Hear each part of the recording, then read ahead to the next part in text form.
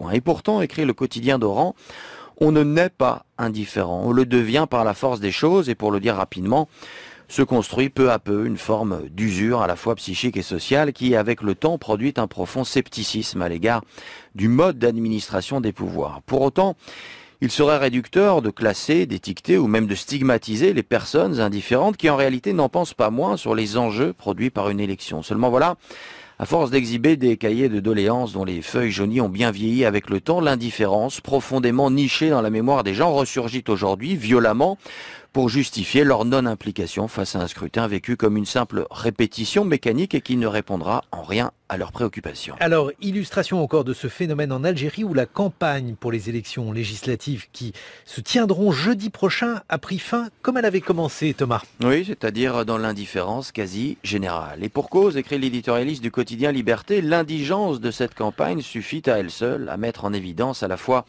le fossé qui sépare le gouvernement et ceux qui font office d'élite politique d'une part, et la société d'autre part. Cette indigence, conjuguée au désintérêt quasi absolu affiché par les Algériens tout au long de ces 3 semaines de campagne, achève également de mettre en relief la désertification politique que le régime, à coup d'agissements liberticides, de décisions populistes et de gestion clanique, a fini par générer dans ce pays. C'est donc dans un désert que les animateurs d'une campagne électorale inédite auront officié. Si le public les a boudés la plupart du temps, eux-mêmes d'ailleurs n'ont pas été capables au fil des jours de faire preuve d'imagination ou d'innover pour susciter chez les citoyens ne serait-ce un léger regain de curiosité, c'est dire que la classe politique elle-même est globalement très affectée par toutes ces années de léthargie qui, à vrai dire, n'ont rien à envier à celle de plomb vécu du temps du parti unique. Et d'ailleurs, fallait-il seulement s'attendre à autre chose, renchérit son confrère du matin, quand au sommet de l'État règne l'increvable Bouteflika, lequel se contente, devant 40 millions de spectateurs indifférents, de faire voltiger ses sbires comme un simple courant d'air le ferait avec de minuscules moucherons. Alors,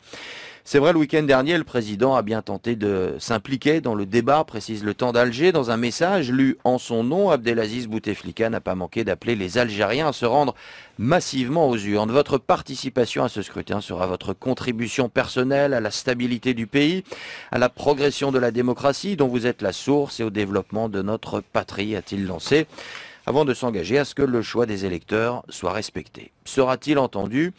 À lire les réactions des jeunes, notamment interrogés dans les colonnes d'El Watan, c'est peu de dire que le doute est permis. Noureddin, 30 ans, un jeune activiste des droits de l'homme, a beau essayer de convaincre ses amis que si le boycott est une forme d'implication, ce n'est pas une solution, car d'autres voteront pour nous. Mourad, 23 ans, étudiant, lui rétorque « Penses-tu que si c'était quelque chose de bien pour nous, le gouvernement nous supplierait d'aller le faire ?» Et d'ajouter la phrase de cet humoriste « Si le fait de voter devait changer quelque chose, il y a longtemps que ce serait interdit. » De l'avis de Yasmine, 25 ans, employée dans une boîte de communication, toute personne qui essaye de s'intéresser ne serait-ce qu'un minimum à la politique, on la stoppe immédiatement. Ça sert à quoi que j'aille donner ma voix, sachant qu'elle ne sera pas prise en considération? Nos députés, on ne les connaît même pas, ils sont normalement nommés pour défendre nos droits, or ils ne défendent que leurs propres intérêts, c'est du chacun pour soi. Sans compter que cette fois encore, les élections législatives vont avoir lieu dans la plus grande opacité, prévient le journal Inter.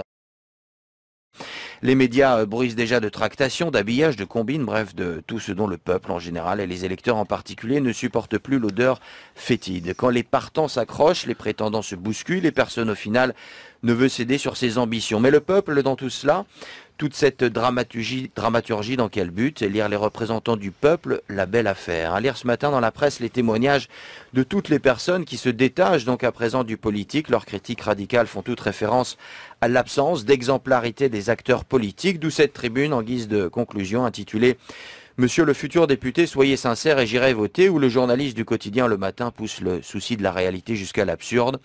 Dis-moi que tout ce que tu me racontes n'est qu'un vaste mensonge et que tu ne cherches que tes intérêts et ceux de ta fratrie. Avoue que si tu es élu, c'est comme si tu gagnais à la loterie, que tu seras sourd aux cris des démunis. Et alors, j'applaudirai la médiocrité et la banalité. Reconnais cette réalité et je te promets d'aller voter.